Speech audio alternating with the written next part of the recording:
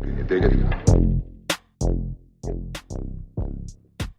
Alright guys, my customer is going to get a number 5 with a skin taper on the sides, basically a blowout.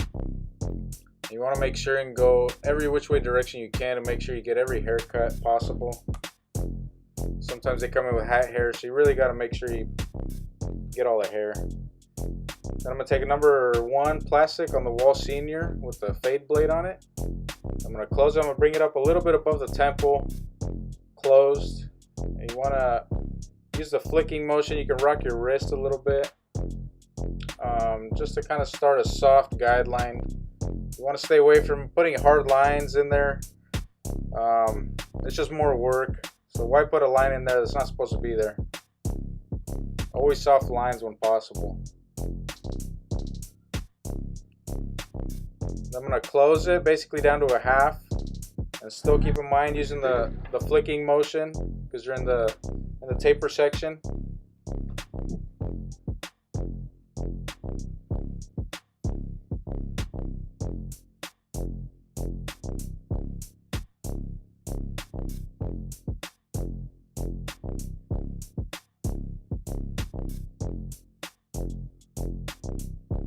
So on the back of the head here, we're going to use the number 1 plastic closed, and coming up halfway up the back of the ear using the flicking motion because we're still in the taper section.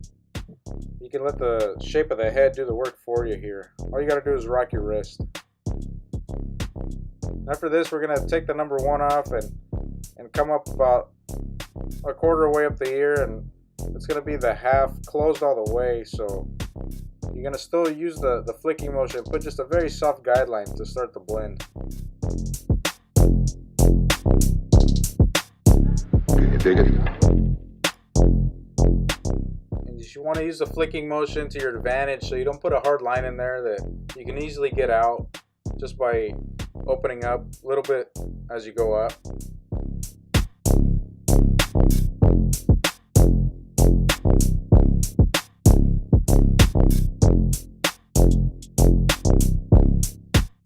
I'm going to slightly open up the lever and come up about a third of the way up. Use this flicking motion to avoid putting the hard guidelines in there that they're just more a headache than anything to get out. When you got a shop full of guys in line, you don't want to be putting lines in people's hair.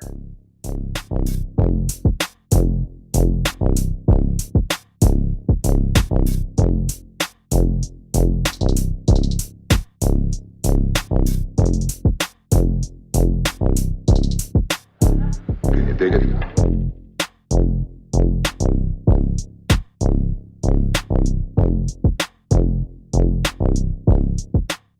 You can see that only took about maybe a minute. Anything above that we're going to get out with clipper over comb. And then you just take this down to 0. We're going to hit that with the shave shaper at the end, so you're just getting all the bulk off. And you're always using the flicking motion. That's at the top where the 0 is going to end up. So now I'm going to show the clipper over comb here. Since you're in the taper section, you cut across the face of the comb. Once you come up about right there, you're in the B section. So in the B section, you cut across the bottom of the comb. You slightly over direct so you don't put a line in the haircut.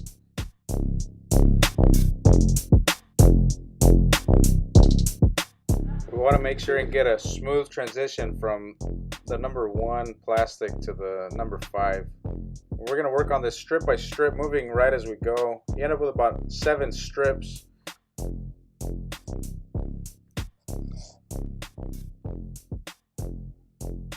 Once you get past the taper section, you cut across the bottom of the comb as you go up.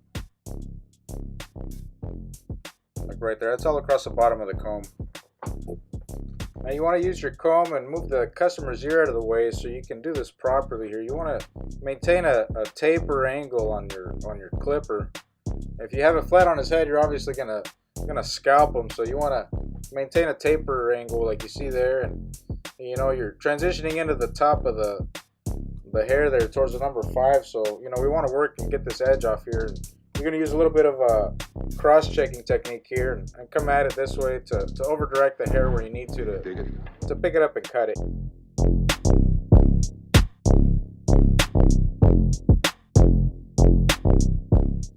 Now you just want to come to the back and use that as your starting point as you work your way left. You want to make sure that you follow the previous guide they used for the right side, so you want to carry that towards the left side.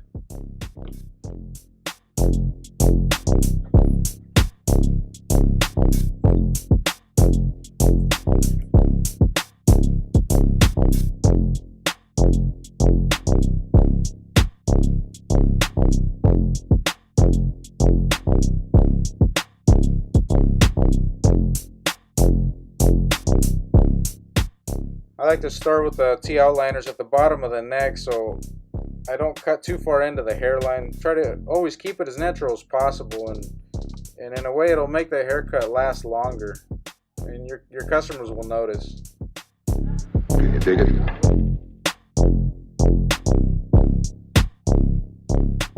Using the hot lather here because, you know, it's really comfortable as opposed to using a shave gel that's usually cold. This softens the hair, it makes it easier, and the customer really enjoys the experience a little more.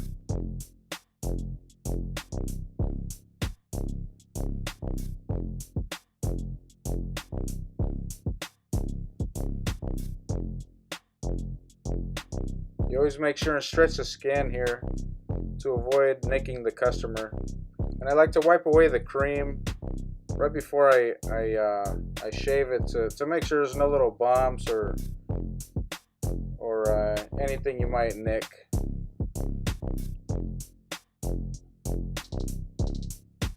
You always stretch the skin here at the top of the ear, and you get a nice curve at the top of the ear there. Can you dig it?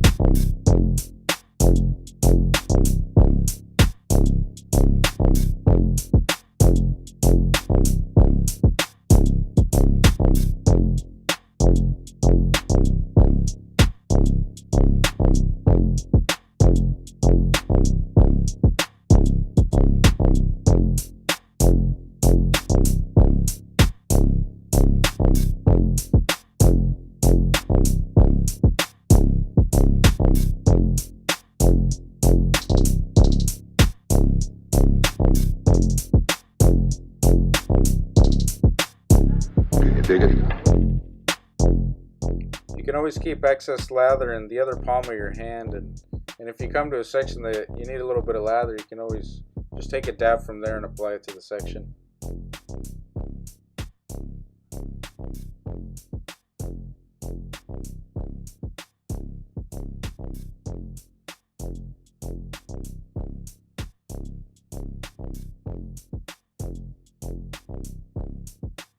When a customer leaves your shop after getting a haircut with skin on the sides, they're always going to feel above their ears. So you always want to make sure and get those little hairs that you might not notice sometimes. And then they'll know they got a quality haircut. I like to apply a little bit of gel here to style the hair and to show the customer how it's going to look when they gel it themselves. And it's a good time to check your work. Any little hairs you might have missed with the plastic clipper on the top, you'll notice them by now.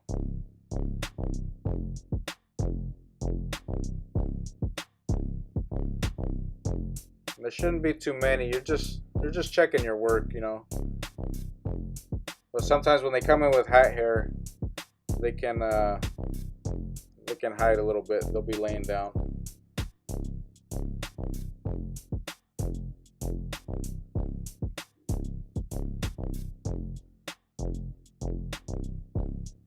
Right here, you use the Andis T outliner very lightly. Don't apply too much pressure. You want to stretch the skin when possible and go against the grain, you know, to get it down to a little stubble. And we're gonna come behind it with the T outliner with the shave shaper. And You're going to use the flicking motion here to not put a hard line in there, because believe it or not, you can put a hard line in there with this clipper still. And we'll follow it with T-outliner to get that very, very soft line out of there.